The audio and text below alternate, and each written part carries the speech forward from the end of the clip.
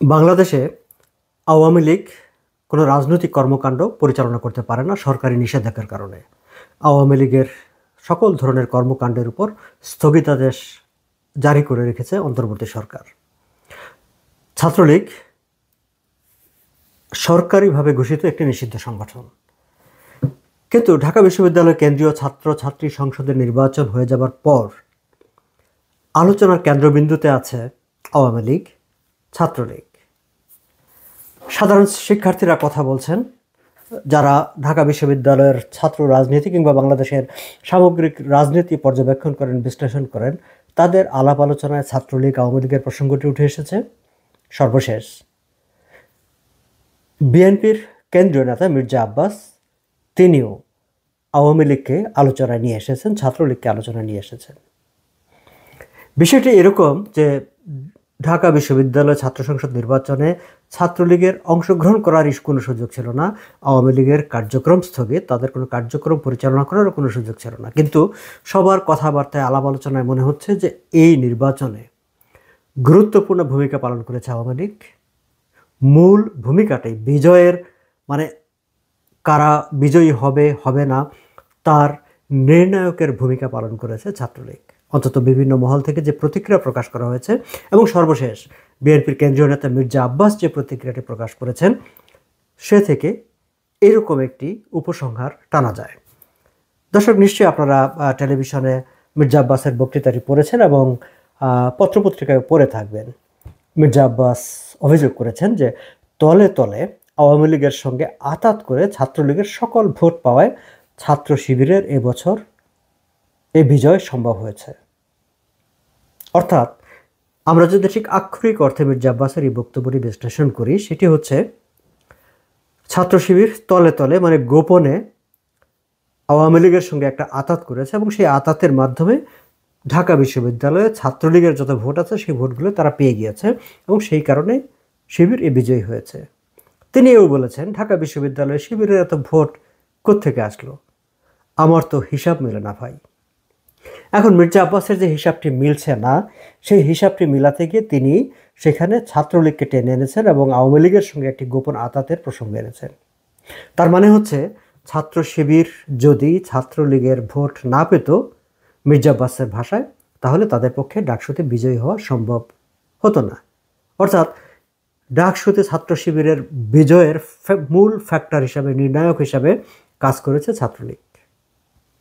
আবার আমরা যদি ঠিক ঘুরিয়ে বলি যে এই আঁতাতটি যদি ছাত্রদলের সঙ্গে হতো, তাহলে কি ডাকসুতে ছাত্রদল বিজয়ী হতো?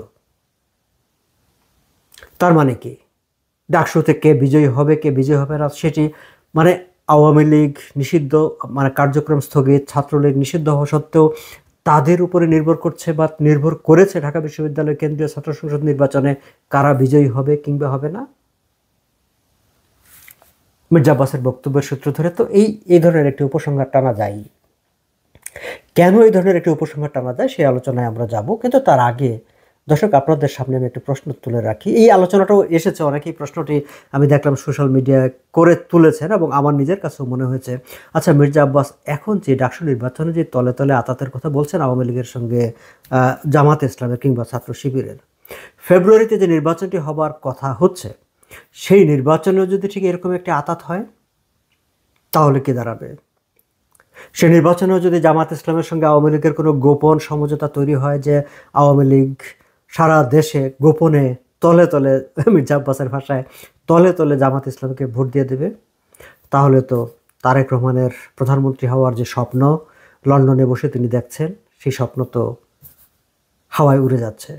কিংবা বিএনপি গত বছরের জুলাইয়ের আন্দোলনের পর আওয়ামী লীগের পতনের পর থেকে যেভাবে নিজেদেরকে মানে সরকার ভাবতে শুরু করেছে যে তারা ক্ষমতায় অলরেডি চলে গেছে, এরকম একটা ভাব দেখাতে শুরু করেছে, তাদের সেই ভাব সেটি তো কর্পূরের মতো হাওয়ায় উড়ে যাচ্ছে। তার মানে কি দাঁড়াচ্ছে?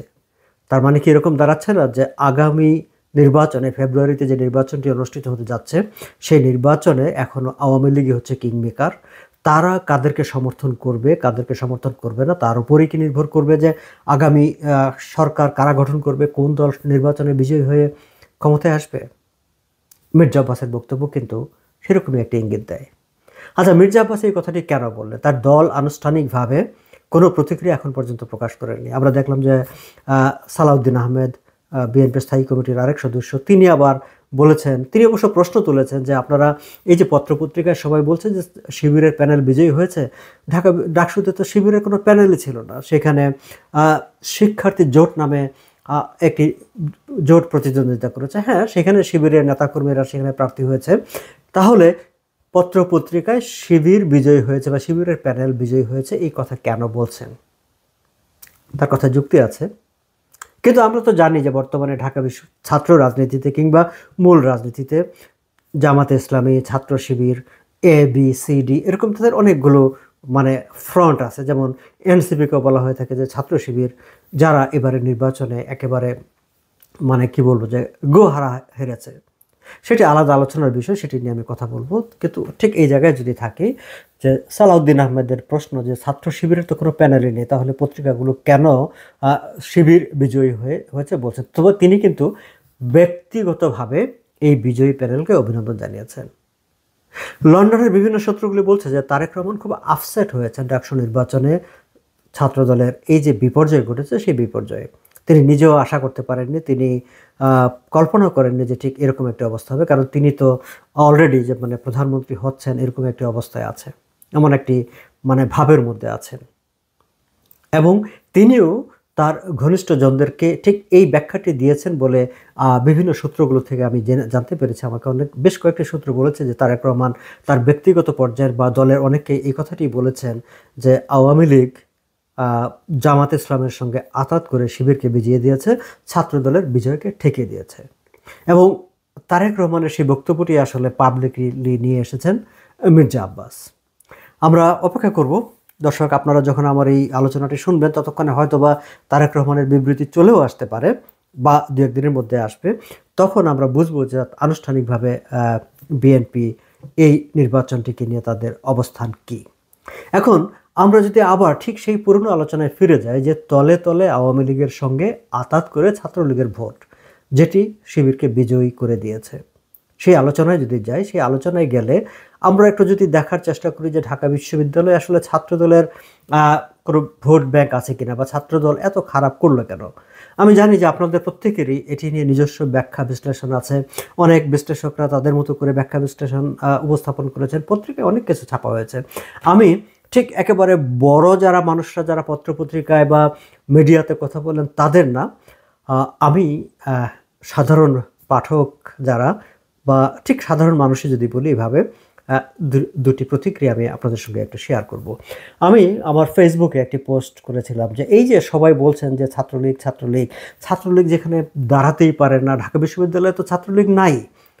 কেউ ছ উচ্চারণ করলে তাকে পিটিয়ে মেরে বিশ্ববিদ্যালয় ক্যাম্পাস থেকে বের করে দেওয়া হয়েছে, তাকে থানায় দেওয়া হয়েছে।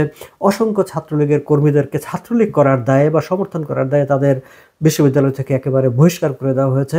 ছাত্র জীবন তাদের নষ্ট হয়ে গেছে এবং অধিকাংশ ক্ষেত্রে এই কাজগুলো করেছে ছাত্রদল, বিএনপি, যুবদল, যার যেখানে অবস্থান আছে সেখানে। সো ঢাকা বিশ্ববিদ্যালয়ে যেখানে ছাত্রলীগের ছয় নাই, সেখানে ঢাকা বিশ্ববিদ্যালয়ে ছাত্রলীগ কিভাবে এই মানে বিজয়ের নিয়ামক হয়ে উঠলো, এরকম একটি প্রশ্ন আমি সোশ্যাল মিডিয়ায় রেখেছিলাম, ফেসবুকে রেখেছিলাম। সেখানে অনেকেই অনেক রকম মন্তব্য করেছেন। আমি সেখান থেকে একটি মন্তব্য আপনাদের সঙ্গে একটু শেয়ার করি। সেটি হচ্ছে আমাদের চট্টগ্রাম বিশ্ববিদ্যালয়ের শামসুন্নার হল ছাত্র সংসদের সর্বশেষ যে সংসদটি ছিল তার নির্বাচিত জিএস ছিলেন তিনি, রুবানা কাফি ঝর্ণা। তিনি আমার সেই পোস্টে এসে একটি কমেন্ট করেছেন, আমি সেটি একটু শেয়ার করি। আমার কাছে মনে হয়েছে যে এটি খুব রিলেভেন্ট এই আলোচনার সঙ্গে। রুবানা কাফি ঝর্ণার প্রশ্ন হচ্ছে, মন্তব্য হচ্ছে, ছাত্রদলের নিজস্ব কোনো ভোট ব্যাংক ছিল বলে তো মনে হলো না, যা পেয়েছে তা ছাত্রলীগ বা সেকুলার কোনো সংগঠনের। সব কেন্দ্রের সাথে জগন্নাথ হলের কেন্দ্রের ভোট মিলালেই বোঝা যায়। জগন্নাথে শিবিরের সাদিক পেয়েছে মাত্র 10 ভোট, আর ছাত্রদলের আবিদ পেয়েছে 1276 ভোট। আমরা যদি টোটাল ভোটের দিকে তাকাই, আমরা দেখি যে শিবিরের ভিপি প্রার্থী যিনি বিজয়ী হয়েছেন তিনি 14,042টি ভোট পেয়েছেন, আর ছাত্রদলের আবিদ পেয়েছেন 5,708। এখন তার এই 5,708-এর মধ্যে 1276 ভোটই কিন্তু জগন্নাথ হল থেকে। এবং তাহলে ঝর্ণার এই বক্তব্যটি আসলে ঠিক হচ্ছে যে অন্যান্য হলগুলোতেও যারা সেকুলার ভোটার তাদের ভোটগুলি অ্যাড আপ হয়ে আসলে এই তার 5,708টি ভোট হয়েছে। তাহলে ছাত্রদলের ভোট কোথায়? তার প্যানেলে যিনি জিএস প্রার্থী হয়েছেন তিনিও ঠিক এরকম 5,000-এর মতোই ভোট পেয়েছেন। তাহলে ছাত্রদলের ভোট ব্যাংক কোথায়? আমি আমাদের টরন্টোর লেখক স্নেহাশিস রায় তারও একটি ফেসবুক পোস্ট থেকে একটু আমি শেয়ার করতে চাই। তিনি বলছেন যে ছাত্রদলের ভিপি প্রার্থী জগন্নাথ হলে রেকর্ড পরিমাণ ভোট পেয়েছেন, এবং এই যে জগন্নাথ হলের যে রেকর্ড পরিমাণ ভোট পেয়েছেন সেটা মূলত মুক্তিযুদ্ধের সপক্ষের ভোট।